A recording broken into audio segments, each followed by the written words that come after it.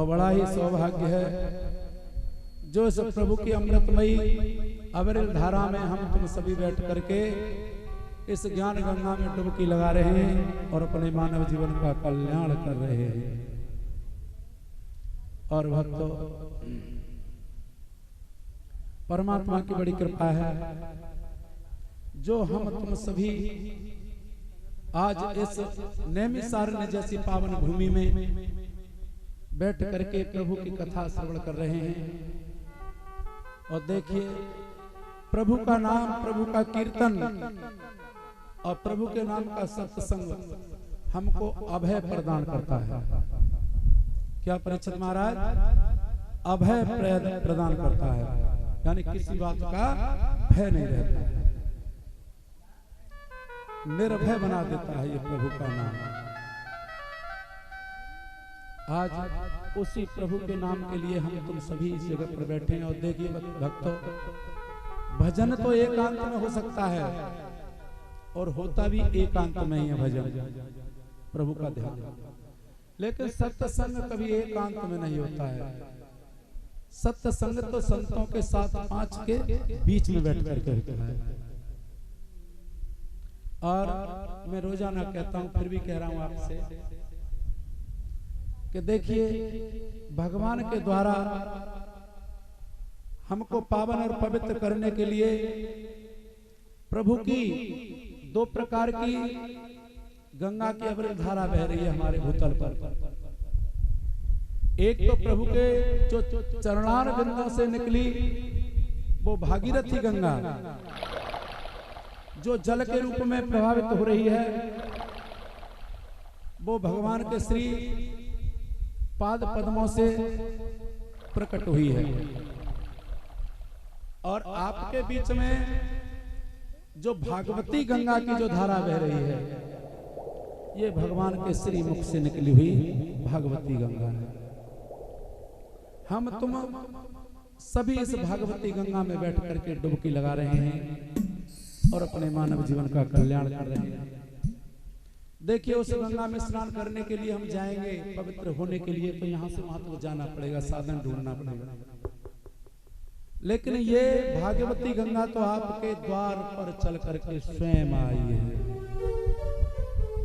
और जिस पर प्रभु की कृपा होगी वही इस गंगा में डुबकी लगा पाएंगे, अन्यथा घर पर ही बैठे रह जाएंगे। जिस पर प्रभु की कृपा होगी, और जब तक प्रभु की कृपा नहीं होगी तब तक प्रभु का नाम, प्रभु के नाम का संकीर्तन हमको अच्छा नहीं लगेगा, जब तक प्रभु की कृपा नहीं होगी।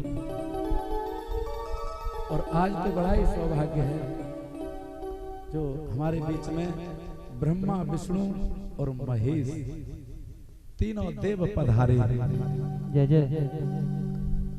धन्य है तीनों देवों के चरणों में।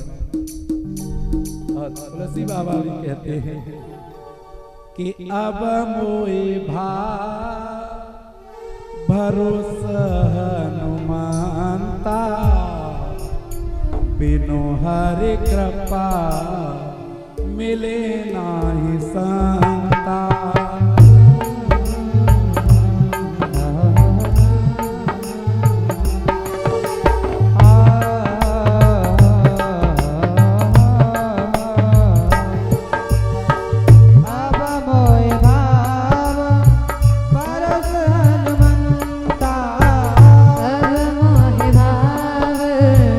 भरोस हनुमंता, बिनु हरि कृपा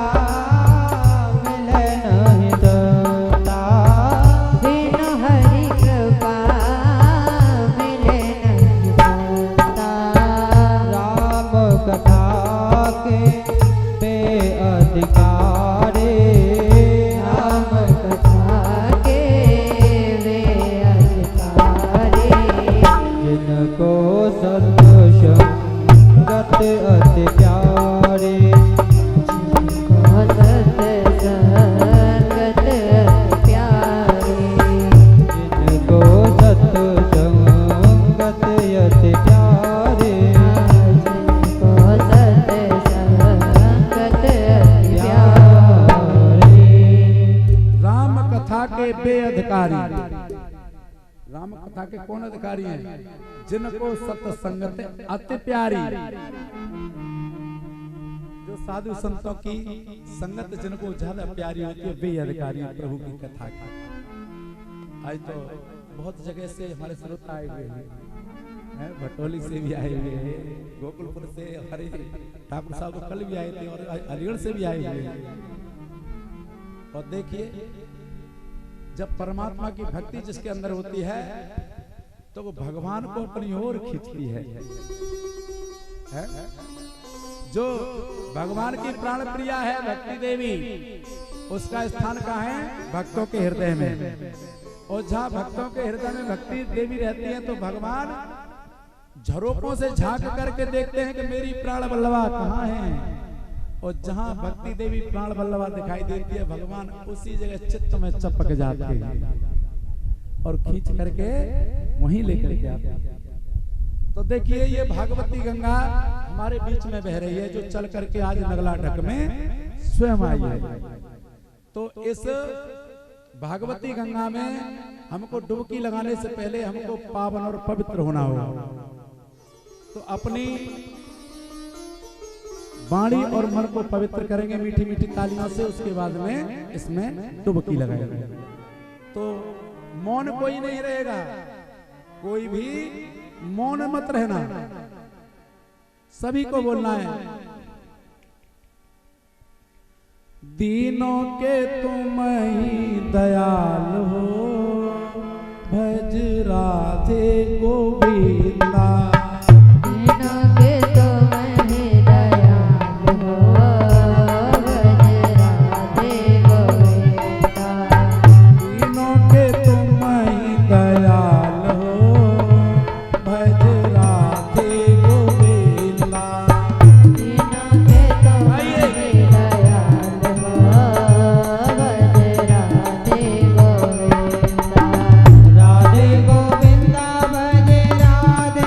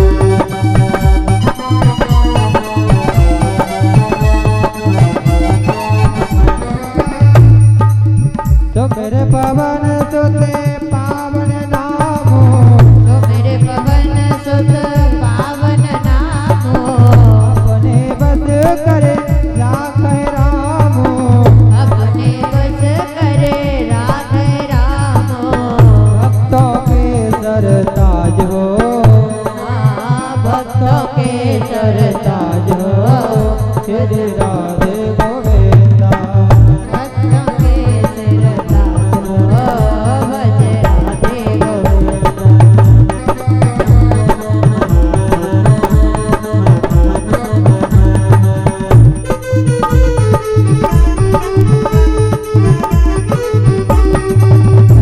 गोविंदा भज राधे गोविंदा राधे गोविंदा भज राधे गोविंदा राधे गोविंदा भज राधे गोविंदा राधे गोविंदा भज राधे गोविंदा दीनों के तुम ही दयाल हो भज राधे गोविंदा आदिना के तुम ही दयाल हो भज राधे ओ भज राधे गोविंदा भज राधे गोविंदा भज राधे गोविंदा भज राधे गोविंदा ओ भज राधे गोविंदा तेरा के तुम ही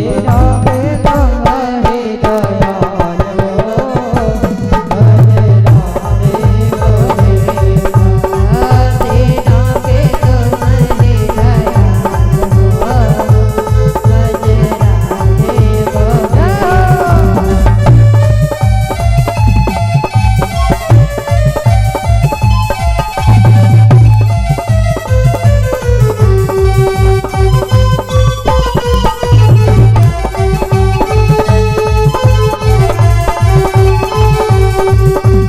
बोलिए कन्हैया लाल की जय हो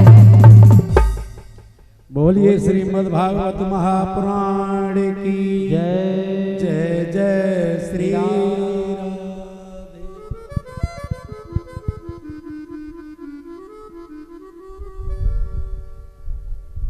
आज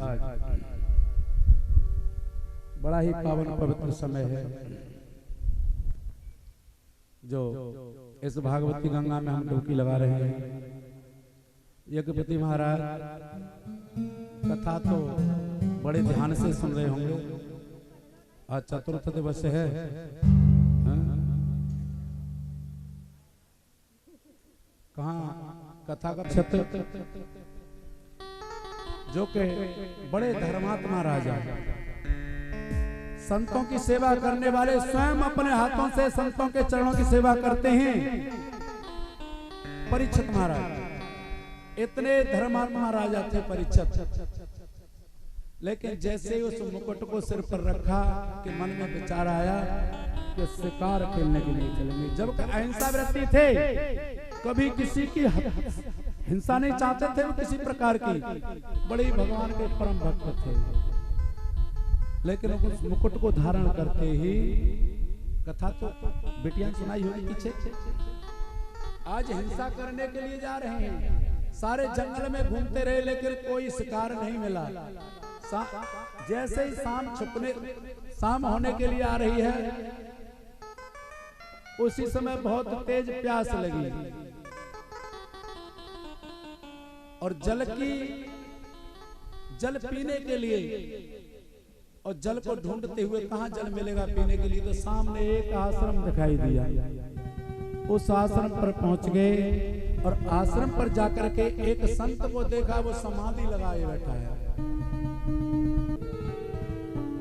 आज एक संत बैठे हुए समाधि लगाए और परीक्षित महाराज ने कहा, अरे महात्मन, हमको प्यास लगी, हमारे लिए जल की व्यवस्था करो। मैं हस्तिनापुर नरेश परीक्षित हूं। लेकिन संत तो समाधि में थे, और संत तो हर समय समाधि में रहते हैं महाराज। जहां प्रभु का ध्यान किया कि समाधि लग जाती है। 2 बार आवाज लगाई, अरे क्या महात्मन सुना नहीं आपने? अरे मैं हस्तिनापुर नरेश परीक्षित हूं, मुझे पानी प्यास लगी है, मुझे जल चाहिए पीने के लिए। लेकिन वहां संत हो सुने तो तब, संत तो समाधि में थे। परीक्षित सोचने लगा, ये बाबा मुझे जल पिलाने के कारण ढोंग बना करके बैठा है। उसी समय अपने तरकस से बाण निकाला और एक मरा हुआ सर्प पड़ा था, उस सर्प को उठा करके उस संत के गले में डाल दिया। और सर्प को गले में डाल करके परीक्षित वापस आ गए। उसी समय कुछ शिष्यों ने जाकर के ऋषि के पुत्र को बताया कि महाराज आपके पिता के गले में एक राजा आए थे और वो मरा हुआ सर्प डाल करके चले गए हैं। उसी समय उन समीक ऋषि का पुत्र श्रृंगी ऋषि अपने पिता के पास में पहुंचा। आज पिता के गले में गलबैया डाल ली और सर्प को निकाल करके एक तरफ डाल दिया और रोने लगा, पिताजी तुम्हारा अपमान कर दिया। समीक महाराज की आज जैसे ही समाधि खुली, देखा तो पुत्र श्रृंगी ऋषि रो रहा है। श्रृंगी से पूछा, पुत्र क्यों रो रहे हो पिताजी? किसी राजा ने तुम्हारे गले में मृत सर्प डाल दिया है और मैंने उस राजा के लिए अंजलि में जल लेकर के आमंत्रित करके साप दे दिया है कि यही तक्षक नाग बन करके और 7वें दिन तुझे डस लेगा और तेरी मौत हो जाएगी। समीक ऋषि कहने लगे, पुत्र तूने बहुत बुरा किया। समीक ऋषि ने ध्यान लगाया, देखा तो हस्तिनापुर के राजा परीक्षित जो सदा संतों की सेवा करते थे, आज समीक ऋषि कहने लगे, पुत्र तूने बहुत बुरा किया।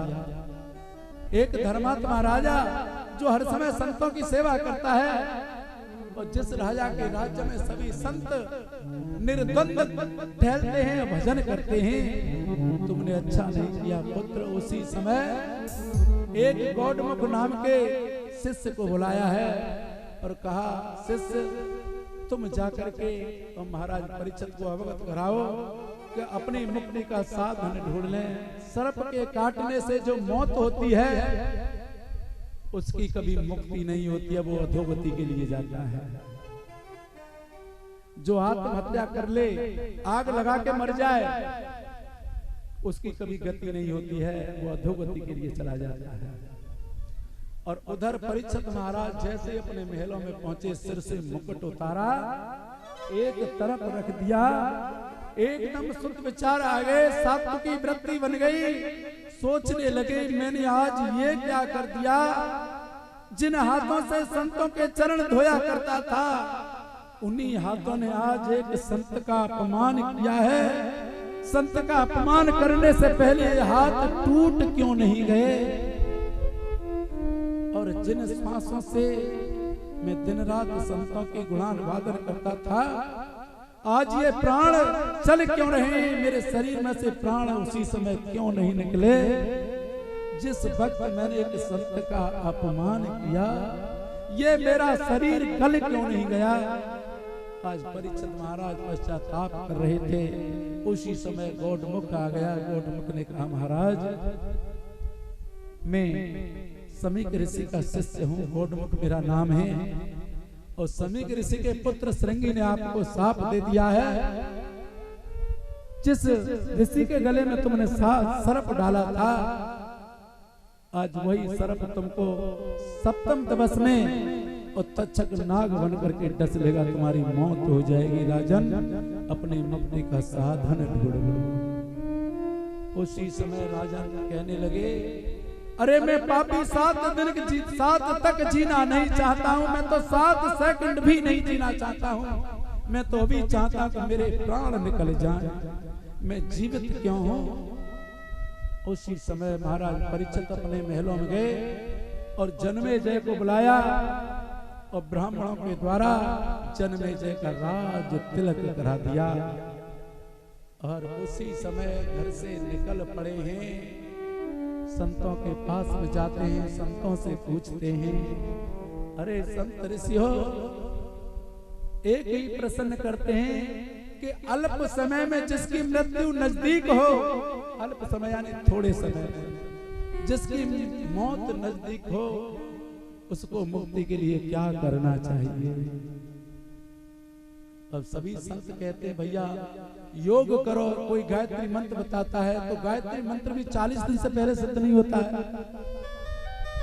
कोई महामृत्युंजय का मंत्र बताता है, कोई कुछ बताता है, लेकिन ये मुक्ति का साधन नहीं है। आज परीक्षित महाराज सभी संतों के पास में जा रहे हैं और चलते चलते गंगा के किनारे पहुंचे सुखताल में।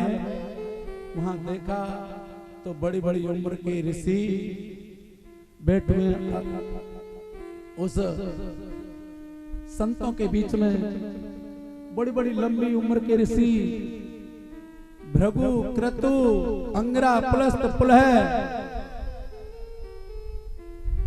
बहुत सारे ऋषि बैठे हुए हैं। वहीं जाकर के आज परीक्षित महाराज ने प्रणाम किया सबके लिए, वही प्रसन्न कर दिया सबसे। लेकिन कोई प्रश्न का उत्तर नहीं दे पाया। इतने समय में ही सामने से देखा तो एक बहुत ही तेजस्वी और एक ऋषि रूप में चले आ रहे हैं। और वो कौन है? स्वयं सुखदेव जी महाराज। सुखदेव जी चले आ रहे हैं और सभी ऋषियों ने खड़े होकर के उनका स्वागत किया है और स्वागत करने लगे हैं। और जैसे ही देखा परीक्षित महाराज ने कि ये छोटे से नन्हे से ऋषि का स्वागत कर रहे हैं, ये कोई साधारण ऋषि नहीं है, ये कोई अच्छे ऋषि हैं जो कि इस समय सभी इनका सम्मान कर रहे हैं। और वो ऋषि कौन है? तत्रा भवद भगवान व्यास पुत्रो आत्रच्छया गामट मानो अनपेक्ष अलच्छलिंगो निजलाभ तुष्टो व्रतश्च बालैरव अवधूत भेष। अवधूत भेष केवल लंगोटी धारण किए हुए हैं, तेज झलक रहा है। सभी ऋषियों ने प्रणाम किया। आगे बढ़कर के परीक्षित महाराज ने अपना मस्तक रख दिया चरणों में और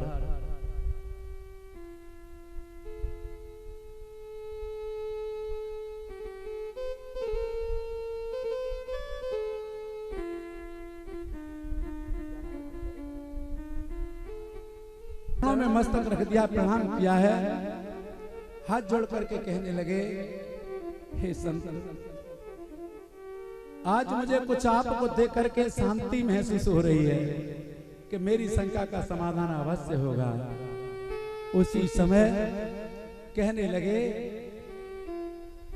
कि हे ऋषिवर, हे गुरुदेव, जिस व्यक्ति की मृत्यु नजदीक हो, निकट हो, तो उस व्यक्ति को क्या करना चाहिए मुक्ति के लिए? उसी समय कहने लगे, राजन बताओ क्या कहना चाहते हो आप? कि गुरुदेव मैं ये कहना चाहता हूं कि अल्प समय में मुक्ति का कोई साधन है? कितना समय है राजन? कि मुझे 7वें दिन तक्षक नाग डस लेगा, मेरी मौत हो जाएगी। लेकिन गुरुदेव मुझे मरने का भय नहीं है।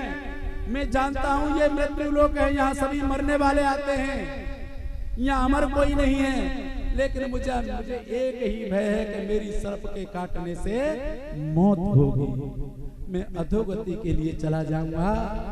ऐसा कोई साधन बतलाओ जिससे मेरी मुक्ति हो जाए। उसी समय सुखदेव जी महाराज कहने लगे, राजन 7 दिन तो तुझे, तू तो बहुत बड़भागी है जो तुझे 7 दिन की जिंदगी मिली है। अरे राजा सुनेंगे तूने खटवांग, राजा खटवांग हुए थे उन्होंने, तो तुझे तो 7 दिन मिले हैं, उन्होंने तो 2.5 घड़ी में ही मुक्ति को प्राप्त कर लिया था, मात्र 2.5 घड़ी में। गुरुदेव मुझे क्या करना चाहिए? तो उसी समय परीक्षित महाराज सुखदेव जी कहने लगे परीक्षित से, यत फलम नास्ति तपसा न योगेन समाधिना अनायासेन तत्सर्वं सप्ताहं श्रवणं लभेति। हे राजन, यत् फलम नास्ति तपसा न योगेन समाधिना। राजन, इतनी जल्दी फल देने वाला न तपस्या है न योग है न समाधि है। इतनी जल्दी फल देने वाला तो केवल भगवान का स्मरण, भगवान का कीर्तन और भगवान की भक्ति। अनायासेन तत्सर्वं सप्ताहम श्रवणम लभेति। तू साप्ताहिक विधि के द्वारा श्रीमद् भागवत का रसपान कर और तेरा कल्याण हो जाएगा। गुरुदेव बस मैं यही चाहता हूं, मेरा कल्याण हो जाए। आज सुंदर मंच बनाया गया गंगा मैया के किनारे, और उस सुंदर मंच पर आज गंगा मैया तो अपनी धारा प्रभावित कर रही, कल कल की आवाज कर रही हैं, लेकिन उच्च आसन पर आज स्वामी सुखदेव जी महाराज विराजमान हैं, और उधर परीक्षित महाराज अपने गुरुदेव का पूजन करने लगे हैं हाथ जोड़ करके। और गुरुदेव का पूजन किस प्रकार से करते हैं, हम तुम 2 मिनट के लिए अपने गुरुदेव का भजन ध्यान करते हैं। हरि की कथा सुनाने वाले, जय जय प्रभु की कथा सुनाने वाले, तुमको लाखों प्रणाम, तुमको लाखों प्रणाम, तुमको लाखों प्रणाम, तुमको लाखों प्रणाम। हरि की कथा सुनाने वाले, सोई भाग्य जगाने वाले, तुमको लाखों प्रणाम, तुमको लाखों प्रणाम।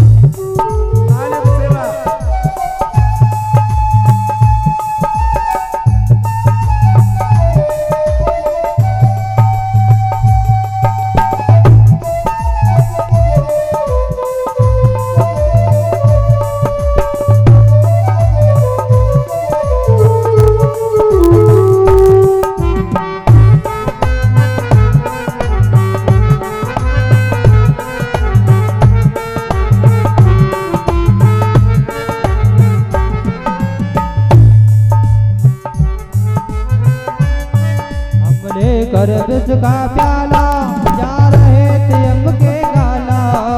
लेकर विष का प्याला, जा रहे थे अम्ब के गाला। लेकर विष का प्याला, जा रहे थे अम्ब के गाला। लेकर विष का प्याला, जा रहे थे अम्ब के गाला। अमृत पान कराने वाले, अमृत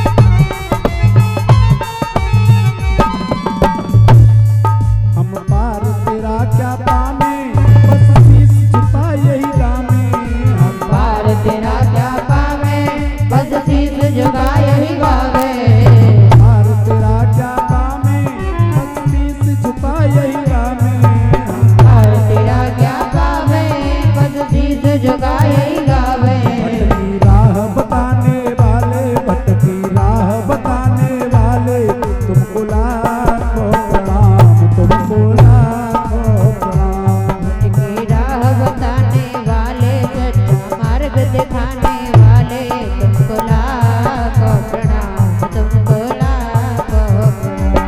हर की कथा सुनाने वाले, सोए भाग्य जगाने वाले, तुमको लाखों प्रणाम, तुमको लाखों प्रणाम। की कथा सुनाने वाले, सच्चा मार्ग दिखाने वाले, तुमको लाखों प्रणाम, तुमको लाखों प्रणाम, ओ तुमको लाखों प्रणाम, तुमको लाखों प्रणाम, तुमको लाखों प्रणाम, तुमको लाखों प्रणाम, तुमको लाखों प्रणाम, तुमको लाखों प्रणाम, तुमको लाखों प्रणाम, तुमको लाखों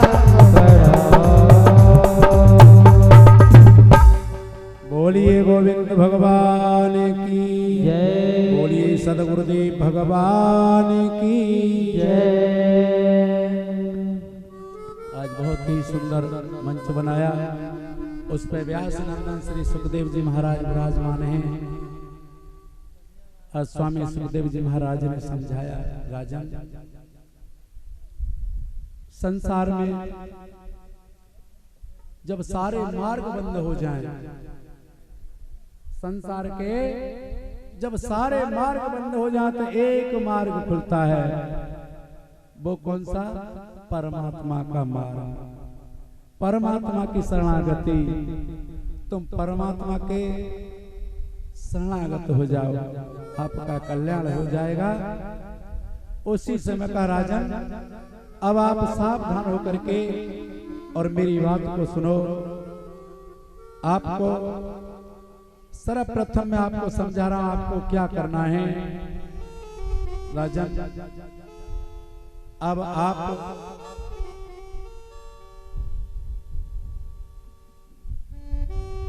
अगर कल्याण चाहते हो तो सबसे पहले अपना आसन जीतो।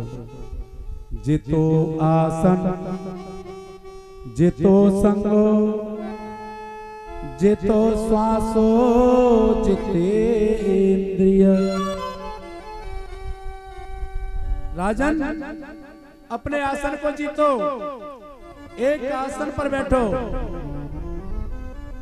और कभी भी ध्यान रखना, अगर आपका आसन सिद्ध है, एक आसन पर आप बैठ करके अगर भगवान का ध्यान करेंगे, भजन करेंगे या कथा श्रवण करेंगे, उसका आनंद ही कुछ अलग होगा। और बार बार शरीर का भान करेंगे आप, तो ध्यान कभी घुटनों की तरफ जाएगा, तो कभी माया की तरफ जाएगा, तो कभी किधर जाएगा। लेकिन मैं व्यासपीठ से कह रहा हूं कि जब ध्यान एक चित्त हो जाएगा, भले ही 10 घंटे हो जाए आपको एक आसन पर बैठे बैठे, लेकिन शरीर का भान नहीं रहेगा। जब जब हम शरीर का भान करेंगे, तब तब शरीर में पीड़ा होगी। तो क्या बताया? जितो आसन,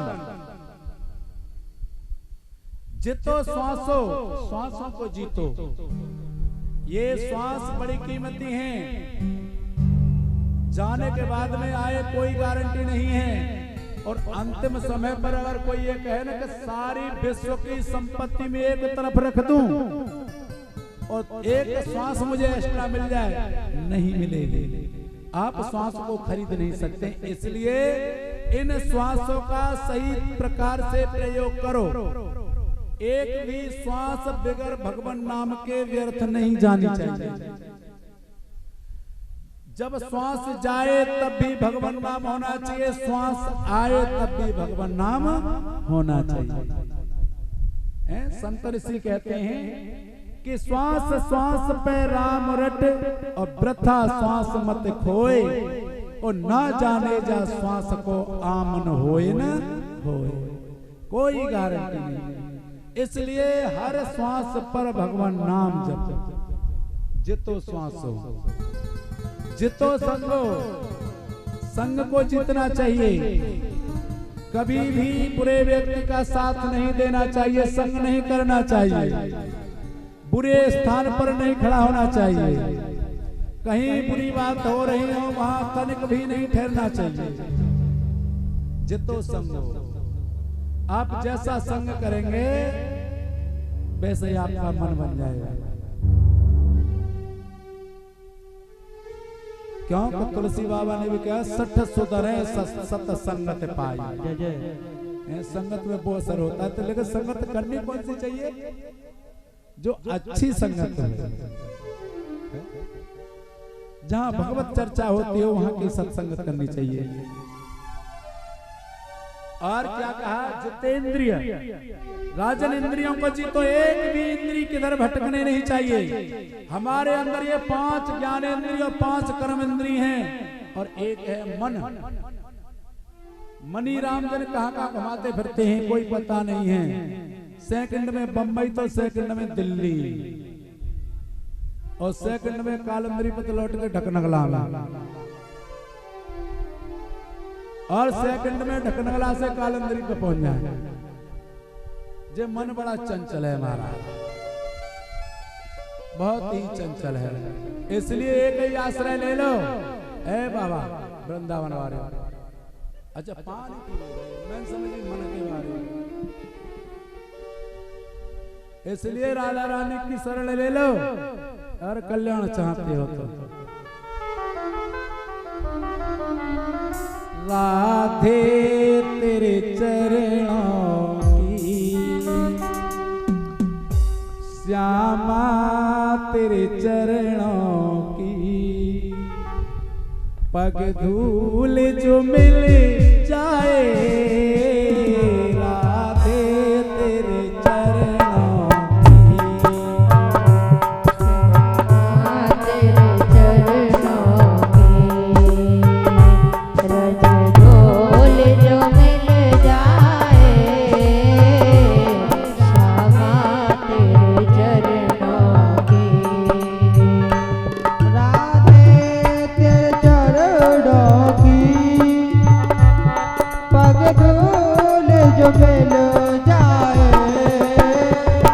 श्यामा तेरे चरणों की, पग धूल जो मिल जाए। राधे तेरे चरणों की, पग धूल जो मिल जाए। श्यामा तेरे चरणों की, पग धूल जो मिल जाए। सच कहता हूँ राधे, सच कहता हूँ श्यामा, तकदीर बदल जाए। सच कहता हो जामा, तकदीर बदल जाए। राधे तेरे चरणों की,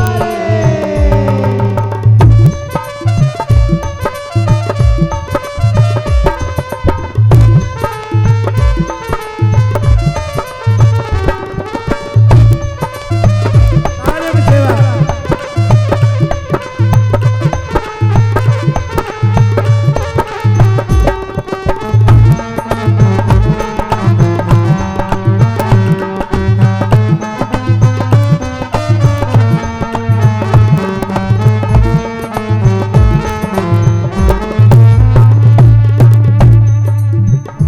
सुनता हूँ तेरी रहमत दिन रात बरसती है।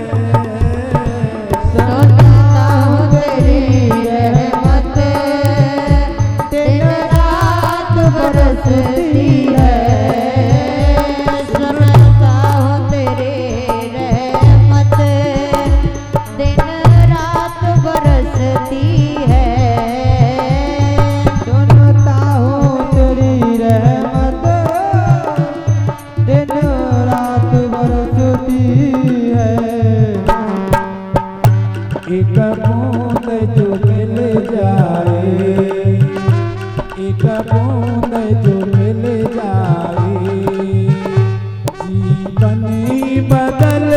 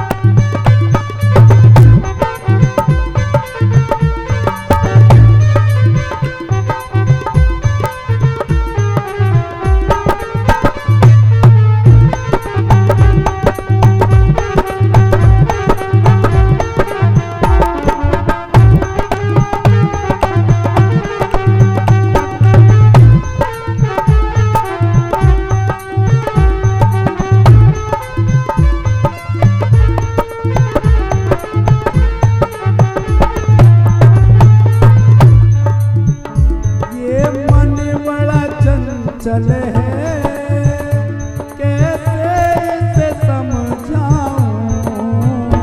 ये मन बड़ा चंचल है कैसे तेरा भजन करो। ये मन बड़ा चंचल है कैसे तेरा भजन करो। ये मन बड़ा चंचल है कैसे तेरा भजन करो। जितना इसे समझाऊं जितना इसे समझाऊं उतना ही मचल जाए। जितना इसे समझाओ उतना ही मचल जाए। राधे तेरे चरणों के क्षमा तेरे चरणों के कर ढोल जो मिल जाए। जय हो। आनंद सेवा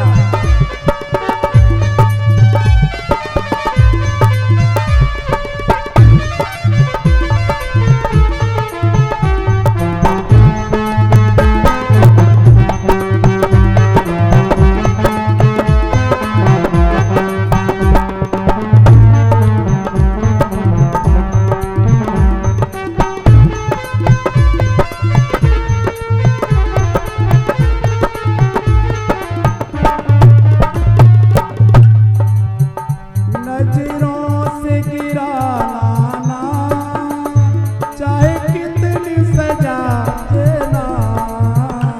नजरों से गिराना ना चाहे कितनी सजा देना। नजरों से गिराना ना चाहे कितनी सजा देना। नजरों से गिराना ना चाहे जितनी सजा देना। नजरों से जो गिर जाए नजरों से जो गिर जाए मुश्किल ही संभल पाए नजरों से जो गिर जाए मुश्किल ही संभल पाए। राधे तेरे चरणों के ढोल जो मिल जाए।